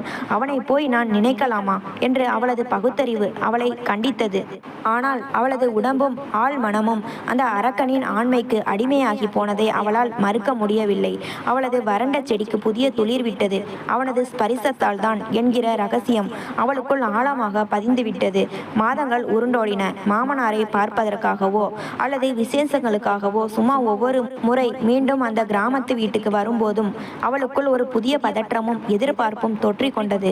நகரத்து காரில் இருந்து இறங்கி அவள் அந்த ஓட்டு வீட்டு வாசலில் கால் வைக்கும் முதல் கணமே அவளது கண்கள் அவளை அறியாமல் சுற்றிலும் தேடத் தொடங்கும். வீட்டின் கொல்லைப்புற கதவை திறந்து கொண்டு திண்ணையில் வந்து நிற்கும் போது அவளது பார்வை நேராக தென்னந்தோப்பின் அந்த ஒற்றை குடிலை தான் நோட்டமிடும். தோப்பில் தென்னை ஓலைகள் சலசலக்கும் சத்தம் கேட்கும் போதெல்லாம் அங்கே வீரணன் நிற்கிறானா, அவனது கரிய கம்பீரமான உருவம் தன்னை தேடி வருகிறதா என்று அவளது இதயம் வேகமாக அடித்து கொள்ளும். அவளது கண்கள் அவனது வசிய பார்வைக்காகவும் அவனது முரட்டுத்தனமான ஆளுமைக்காகவும் இயங்கத் தொடங்கின. கோபமும் பயமும் இருந்த அதே இடத்தில் இப்போது ஒரு விசித்திரமான காதலும் மோகமும் கலந்த தேடல் குடியேறியிருந்தது. ஒரு புறம் கணவனின் பாசம், மறுபுறம் வீரணனின் மோகம். இந்த இரண்டுக்கும் இடையே மாட்டிக்கொண்டு சுமாவின் கண்கள் நாளுக்கு நாள் வற்றாத தேடலோடு தவித்து கொண்டிருந்தன. ஒரு பெண்ணின் இதயம் இருவேறு துருவங்களுக்கு இடையே சிக்கி தவிக்கும் காதலிக்கும் போது உண்டாகும் வேதனை விவரிக்க முடியாதது. சுமாவின் நிலையும் இப்போது அப்படித்தான் இருந்தது. அவளது வாழ்க்கை இப்போது இரண்டு முற்றிலும் மாறுபட்ட உலகங்களாக பிரிந்து கிடந்தது. ஒரு புறம் நகரத்து வாழ்க்கை மற்றும் கணவன் பிரவீன் தன் குணத்தால் சொக்கத்தங்கம். சுமா மீது அவன் வைத்திருக்கும் அன்பு அலாதியானது. அலுவலகம் முடிந்து களைப்பாக வந்தாலும் சுமாவின் முக வாட்டத்தை கண்டால் பதறி போவான். என்ன சுமா, உடம்பு சரியில்லையா? தலை வலிக்குதா? நான் வேணா மாத்திரை வாங்கிட்டு வரவா என்று அவளது கைகளை பற்றி கொண்டு உருகும் பேரன்பு அவனுடையது. அந்த அன்பிலும் பாசத்திலும் எந்த பொய்மையும் இல்லை. ஒரு தாயைப் போல, ஒரு உன்னதமான தோழனைப் போல அவன் அவளை தாங்கினான். அவளது அறிவு சொன்னது, பிரவீன் தான் உன் தெய்வம். அவனது அன்பு தூய்மையானது. அவனுக்கு துரோகம் செய்யாதே. ஆனால் மறுபுறம் கிராமத்து ரகசியமும் வீரணனும் அந்த பெயர் மனதிற்குள் வரும்போதே சுமாவின் நரம்புகளில் ஒரு விசித்திரமான நடுக்கம் பரவும். வீரணனிடம் பிரவீனை போன்ற மென்மையான பாசமோ நாகரிகமான அரவணைப்போ இல்லை. அவனிடம் இருந்தது முரட்டுத்தனமான ஆக்ரோசமான எல்லையை மீறும் ஆண்மையின் ஈர்ப்பு மட்டுமே. ஆனால் அந்த முரட்டு ஸ்பரிசம்தான் 6 வருடங்களாக தாகத்தால் வறண்டு கிடந்த சுமாவின் பெண்மைக்கு ஒரு புதிய ஜீவனை கொடுத்திருந்தது. ஒரு பெண்ணாக தன் உடல் அடைந்த அந்த முழுமையான திருப்தி அவளை அறியாமலேயே அவளை வீரணனின் நினைவுகளுக்கு அடிமையாக்கியிருந்தது. அவளது உணர்வு சொன்னது, உன் உடலின் பசியை தீர்த்தவன் அவன். உன்னை முழுமையான பெண்ணாக உணர வைத்தவன் அவன். இந்த இருவேறு உணர்ச்சிகளுக்கு இடையே சுமா சந்திக்கும் எமோஷனல் போராட்டம் அவளை நாளுக்கு நாள் சித்திரவதை செய்தது. நகரத்தின் பிரவீன் அன்போடு கொடுக்கும் காஃபியை வாங்கும்போது சுமாவின் கைகள் நடுங்கும். இந்த உன்னதமான மனிதனின் தட்டில் விஷத்தை வைப்பது போல தினமும் துரோகத்தை அல்லவா பரிமாறிக் கொண்டிருக்கிறேன் என்ற குற்ற உணர்ச்சி அவளது தொண்டையை அடைக்கும். அவனது கண்களை நேருக்கு நேர் பார்க்க கூட அவளுக்கு கூச்சமாக இருக்கும். அதே நேரத்தில் பிரவீன் அவளுக்கு அருகில் வந்து படுத்து அவளது தலையை கோதிவிட்டு தூங்கும் இரவுகளில் அவளது உடல் அவனை அறியாமல் வீரணனின் அந்த இரும்பு பிடிக்காகவும் அவனது மூச்சுக்காட்டின் வெண்மைக்காகவும் ஏங்கி தவிக்கும். இந்த முரண்பாடு அவளை மன ரீதியாக பித்து பிடிக்க வைத்தது. பாசம் பெரியதா இல்லை மோகம் பெரியதா? மனதின் அன்பு வெல்லுமா இல்லை உடலின் தேவை வெல்லுமா? இந்த கேள்விகளுக்கு பதில் தெரியாமல் சுமா தன் படுக்கை அறையில் தனியாக அழுது அழுது கரைந்தாள். பகலில் பத்தினி போல புன்னகைக்கும் அவளது முகம் இரவின் இருட்டில் ஒரு இரகசிய காதலியின் தவிப்பை தாங்கி நின்றது. இந்த எமோஷனல் போராட்டத்தின் உச்சகட்டத்தில் சுமா தன் வாழ்க்கையின் இறுதி புள்ளியை நோக்கி நகர வேண்டிய கட்டாயம் நெருங்கியது. மனித மனம் ஒரு விசித்திரமான காடு. அதில் ஒரே நேரத்தில் பாசத்தின் நதியும் ஓட முடியும், மோகத்தின் காட்டுத்தீயும் எரிய முடியும் என்பதை சுமா தன் வாழ்க்கையின் மூலம் உணர்ந்திருந்தாள். 6 வருடங்களாக தாம்பத்திய வறட்சியால் வாடி காய்ந்து போயிருந்த அவளது பெண்மைக்கு வீரணனின் வருகை ஒரு புதிய துளிரை கொடுத்தது உண்மைதான். ஒரு பெண்ணாக தன் உடல் அலாதியான திருப்தியையும் கிளர்ச்சியையும் அடைந்ததை அவளால் மறுக்க முடியாது. ஆனால் அந்த இரகசிய மோகத்தின் பின்னணியில் இருந்த நரக வேதனையும் பிரவீனுக்கு செய்யும் துரோகத்தின் பாரமும் அவளது ஆன்மாவை தினமும் கொன்று தின்பதை அவளால் தாங்கிக் கொள்ள முடியவில்லை. அன்று மீண்டும் ஒரு மாலை வேளையில் சுமா கிராமத்து வீட்டின் மொட்டை மாடியில் நின்று கொண்டிருந்தாள். மேற்கே சூரியன் மறைந்து அந்தி பொழுது இருள் மெல்ல மெல்ல ஊர்ந்து வந்து ஒட்டுமொத்த கிராமத்தையும் மூடிக்கொண்டிருந்தது. தோப்பிலிருந்து வீசிய காற்றில் மல்லிகை பூவின் வாசம் கலந்திருந்தது. தூரத்தில் அந்த ஒற்றை குடிலுக்கு அருகில் வீரணனின் கரிய கம்பீரமான உருவம் மங்களாக தெரிந்தது. அவன் இப்போதும் அவளது வருகைக்காக அவளது உடலின் சம்மதத்திற்காக காத்து கொண்டுதான் இருக்கிறான். அதே நேரத்தில் அவளுக்கு பின்னால் அறையிலிருந்து பிரவீனின் இருமல் சத்தம் கேட்டது. அவன் மாத்திரைகளை எடுத்துக்கொள்வதற்காக தண்ணீரை தேடும் சத்தம் அது. தன் குறையை நினைத்து எப்போதும் அவளிடம் தாழ்வுணர்ச்சியோடு பழகும், ஆனால் தன் உயிரையே அவளிடம் வைத்திருக்கும் அவளது கணவன் பிரவீன். சும்மா அந்த இருண்ட தோப்பையும் தன் கணவன் இருக்கும் அறையையும் மாறி மாறி பார்த்தாள். அவளது கண்களிலிருந்து கண்ணீர் துளிகள் கன்னங்களில் வழிந்தோடின. ஆனால் அந்த பார்வையில் இப்போது குழப்பமோ தவிப்போ இல்லை. ஒரு தீர்க்கமான முடிவு இருந்தது. உடலின் பசி தற்காலிகமானது. ஒரு சில நிமிடங்களின் இன்பத்திற்காக வாழ்நாள் முழுக்க என் மீது உன்னதமான பாசத்தை வைத்திருக்கும் இந்த நல்ல மனிதனின் இதயத்தை என்னால் மிதிக்க முடியாது. வீரணனின் ஸ்பரிசம் எனக்கு ஒரு பெண்ணின் முழுமையை கொடுத்திருக்கலாம். ஆனால் பிரவீனின் அன்புதான் எனக்கு இந்த சமூகத்தில் ஒரு கண்ணியமான வாழ்க்கையை கொடுத்திருக்கிறது. ஒரு தவறு நேர்ந்து விட்டது. அதோடு இந்த அத்தியாயம் முடியட்டும். இனி இந்த வேலி உடையக்கூடாது. சுமா தன் கண்ணீரை துடைத்து கொண்டாள். நெஞ்சில் இருந்த அத்தனை குற்ற உணர்ச்சியையும் இயக்கங்களையும் அந்த அந்தி பொழுது இருளோடு சேர்த்து தூக்கி எறிந்தாள். அவள் மெதுவாக மொட்டை மாடியிலிருந்து கீழே இறங்கி வந்தாள். நேராக சமையலறைக்கு சென்று பிரவீனுக்கு பிடித்தமான சூடான பாலை ஒரு கிளாஸில் எடுத்துக்கொண்டாள். பின்னர் படுக்கை அறைக்குள் நுழைந்தாள். அங்கே பிரவீன் மெத்தையின் ஓரத்தில் தலை குனிந்து அமர்ந்திருந்தான். சுமா அவனது அருகில் சென்றாள். அவனது கைகளில் பாலின் கிளாஸை கொடுத்தவள் மெதுவாக அவனது மார்பில் தன் தலையை சாய்த்து கொண்டாள். பிரவீன் அதிர்ச்சியிலும் அலாதியான நெகிழ்ச்சியிலும் அவளது தோள்களை தன் மென்மையான கைகளால் அரவணைத்து கொண்டான். அவனால் அவளுக்கு உடல் ரீதியான சுகத்தை கொடுக்க முடியாமல் போயிருக்கலாம். ஆனால் அவனது மார்பின் துடிப்பில் இருந்த தூய்மையான பாசம் சுமாவின் மனக்காயங்களுக்கு மருந்தாக அமைந்தது. என்னை மன்னிச்சிடு சுமா, உனக்கு ஒரு நல்ல புருஷனா என்னால் இருக்க முடியல என்று பிரவீன் மெதுவாக முணுமுணுத்தான். அவனது கண்கள் கலங்கி இருந்தன. சுமா அவனது இதழ்களில் தன் விரலை வைத்தாள். அப்படி பேசாதீங்க, எனக்கு உங்களோட இந்த அன்பும் பாசமும் மட்டும் போதும். நாம எப்பவும் இப்படியே சந்தோஷமா வாழலாம் என்றால் உறுதியான குரலில். அவளது வார்த்தைகளில் ஒரு புதிய தெளிவு இருந்தது. இனி தன் வாழ்நாளில் அந்த கிராமத்து தோப்பிற்கோ அந்த ஒற்றை குடிலின் பக்கமோ அவள் செல்ல போவதில்லை. வீரணன் என்கிற அத்தியாயம் அவளது வாழ்க்கையின் ஒரு இருண்ட பக்கமாக, அவளுக்குள் மட்டுமே புதைக்கப்பட்ட ஒரு ரகசியமாக முடிந்து போனது. சுமா தன் பெண்மையின் வறட்சியை தன் கணவனின் பேரன்பால் நிரப்ப பழகி கொண்டாள். காற்றில் உதிர்ந்து போகும் மலராக இல்லாமல் எப்பேற்பட்ட புயலடித்தாலும் தன் கற்பிலும் கணவனின் பாசத்திலும் நிலைத்து நிற்கும் ஒரு வாடாத மலராக அவளது வாழ்க்கை ஒரு புதிய விடியலை நோக்கி நகர்ந்தது. வாசகர்களின் நெஞ்சை கணக்க செய்யும் ஒரு அழுத்தமான கண்ணியமான எமோஷனல் போராட்டத்துடன் இந்த கதை நிறைவடைந்தது. இது போன்ற கதைகளை தொடர்ச்சியாக கேட்க லைக் பண்ணுங்க, ஷேர் பண்ணுங்க, கமெண்ட் பண்ணுங்க. மறந்து விடாமல் சப்ஸ்கிரைப் பண்ணுங்க.